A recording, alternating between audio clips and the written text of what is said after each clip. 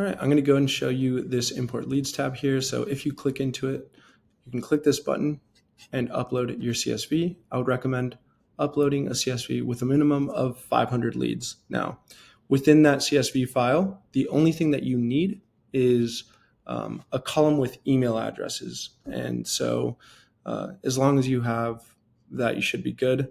Now, if you want custom field setup, go ahead and ping support and we could help you out with that. Now, with those 500 leads, know that we will only reach out to one domain per day because of deliverability best practices. So we never want you landing in spam or having issues doing outreach.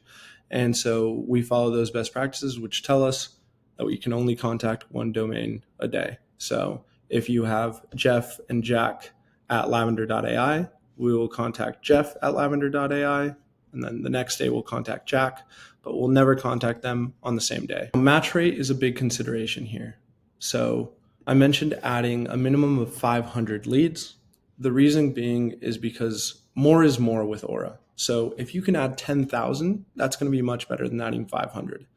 Reason being is we reach out to people in a very intelligent way. We do not do so in numerical order. So if you add a lead list of 1,000 people, we're not going to go 1, 2, 3 all the way down to 1,000. Instead, what we're going to do is we're going to find the 50 individuals on that given day that have the most relevant data on them. And we're going to reach out to them. So it might be number 845, number 23, number 74, whatever. Top 50 that have the most relevant data on that day. So the more leads that you have, the better chances of finding extremely relevant data, right? So if I have 10,000 leads in here, maybe I'm going to be reaching out to people that we found data on, for this week specifically.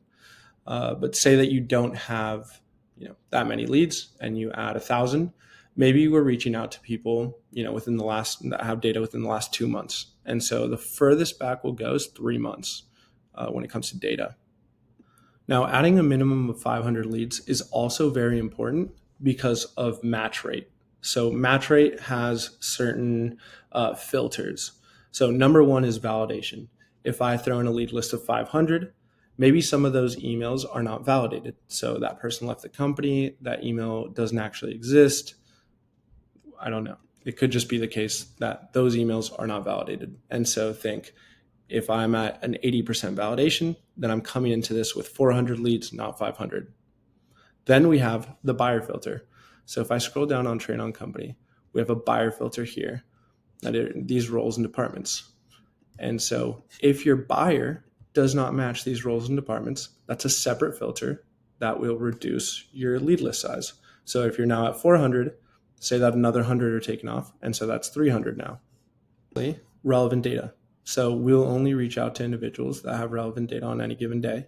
And so if you don't have relevant data, then we will not reach out to you.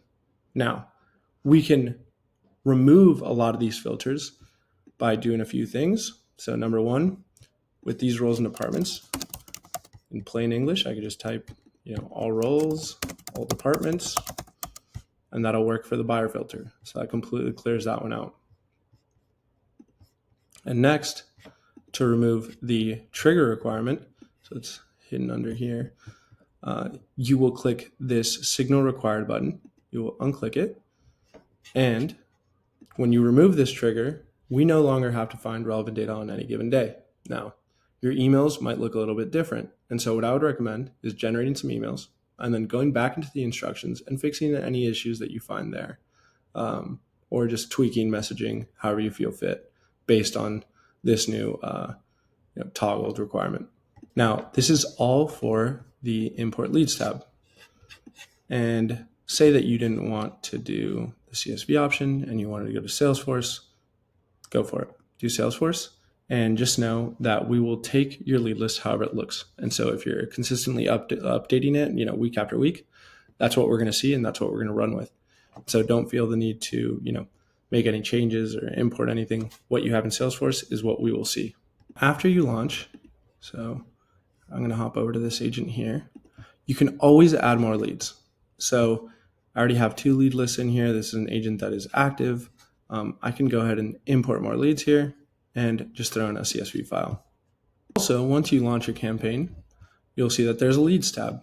And in this leads tab, you can see every lead that you've added to your agent. Now, when you go in here, you might see a few different notifications under this status bar. This one, pending lead processing, is something that you shouldn't worry about. So pending lead processing is basically saying that we've queued this person up, but they are just not going to be sent an email to right now. Now, Aura is working like a top seller working their territory, and it's prioritizing first, researching each lead one by one. That means every single lead that we look up is researched with the most real-time data possible. Intent is researched daily.